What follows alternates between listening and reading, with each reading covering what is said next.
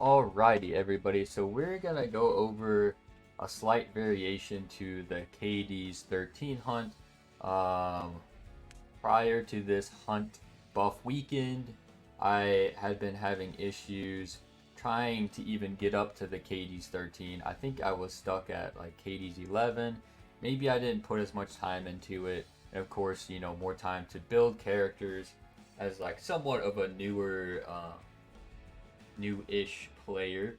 So this is pretty much just a slight variation of like the most common composition that you go. We'll just get into it here and we'll make sure we're set up with everything good there. Got the artifact on. So Laia is a pretty new character. So as a new player or a new-ish player, if you ended up pulling this character actually works, fairly decently for Caides. Just to go over quickly, right? We have the dispel all debuffs from allies, the CR push, and you're decreasing skill cooldowns of all allies by 1 turn. And then this is sort of just like a nice little damage skill that's good for her because she's super tanky. And then this, her S1, is a dual attack. So, the reason why she's really good for Caides is you have to use a non-attack skill to lower the stacks that basically increase the amount of damage that he'll do to each character. So, and he also debuffs. So this one is super good because you're cleansing as, a tanky sort of DPS dealer, and you're decreasing the skill cooldowns of the rest of your team that is maybe needed so that they can use their non-attack skill.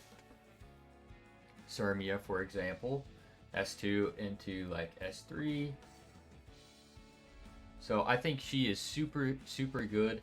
And this composition right here has seemingly worked really good for me. Like pretty close to 100% success rate. So you saw, we'll double check it here again. I would say I haven't tried it out because I don't have the gear on my Tamarrine right now.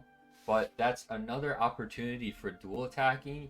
And you're also going to be attack buffing your Laia, who not going to have attack buff during like the fight for whatever reason. So it might be a good option if survivability is good. If your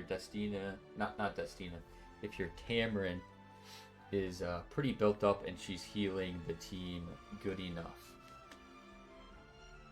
So we're just gonna run through some of these.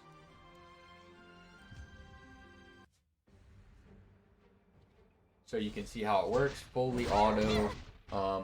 I would say... Generous Rekos, please protect us. Enough! I'll blow you away! Do not fear!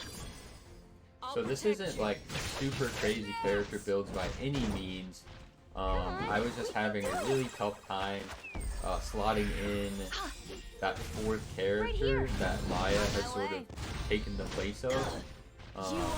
Like I said, I think Tamarrine could be a good option. I do know that on the second part of the fight, there's some sort of like dual attack that happens in the fight that Roana heals off of. So maybe Tamarrine would work, maybe she wouldn't. But I would assume if it works, that Tamarrine would make the fight much faster. Another dual attack buff on Laia S3, so it's going to be getting a little bit harder. We'll take you down one by one. To us, nothing is impossible. All together. Here's my chance. So we got the dual attack. May the light free you from despair.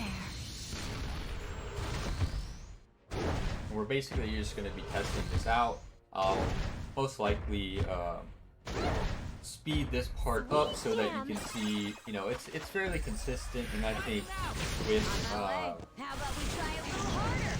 Can you hold some, out I would much say longer? average character builds, you know, a couple of the characters are probably better than others. It's not super crazy damage that I'm outputting, but I think, you know, the cleansing and then the CR push, and then also having Laia being able to decrease skill cooldowns makes the stacks a little bit more manageable, so you're not getting chunked so hard. Next attack. Your defense is riddled with holes. Everybody now. All together. Here's my chance.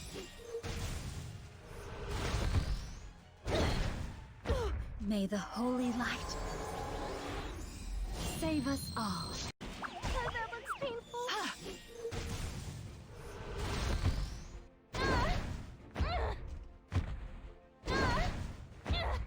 Follow my rhythm.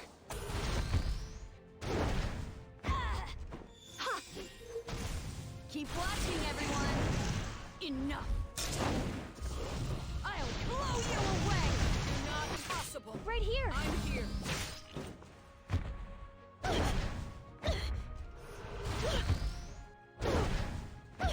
Generous Rekos, please protect us. This again. I can't take it anymore.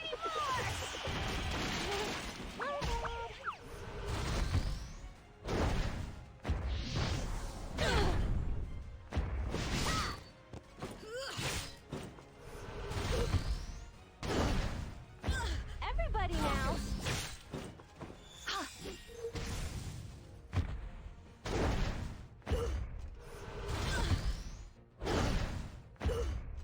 Sweet jam. You owe me one now. There is no mercy in a real fight. Overall, pretty good. Of course, the one time I decide to sort of simulate some runs, I do get the one fail, because I swear over the hunt weekend I did it for the entirety of the hunt and maybe lost like one or two total out of, you know, probably over 100. So kind of unlucky there, but you know, this is meant to show it's not like a absolute best build or foolproof build. This is just an alternative, especially for like newer players that might have some of these characters, might not have other characters. I'll pull up the team again.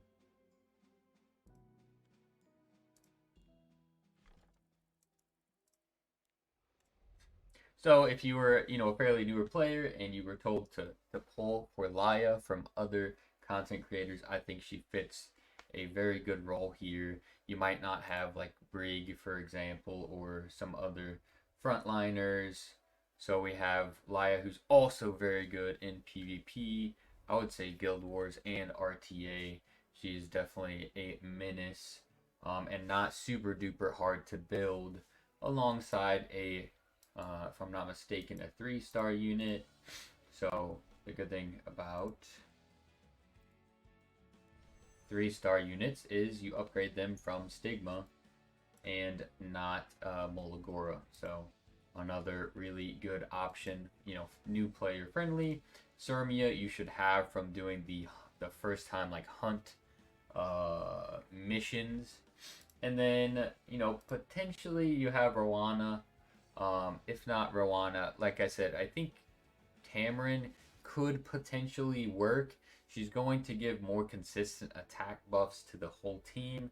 So Laia might actually hit some S3s where she has attack buff and then also has defense break. The survivability might be more challenging once you accumulate more stacks and you're not getting that heal from like the enemy's dual attacking. So potential there. You could certainly mess around with it. I think it's just another really good alternative. Might not be the best one, might not be the quickest, but you know, as a newer player, the sooner you can farm some of these other sets, the better, in terms of rounding out like maybe some compositions for RTA. So feel free to give it a shot and let me know how it goes. Laia is definitely, I would say, one of the better characters that have come out as of recent for PvE and PvP.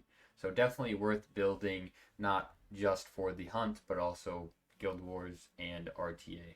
Which, if we can, especially with 5-star units, this is something that Deity has said. Basically, if we can build units that are good at both PvE and PvP, we're really getting the most out of it in terms of Mulagora. If we can avoid not just building PvE characters in these scenarios.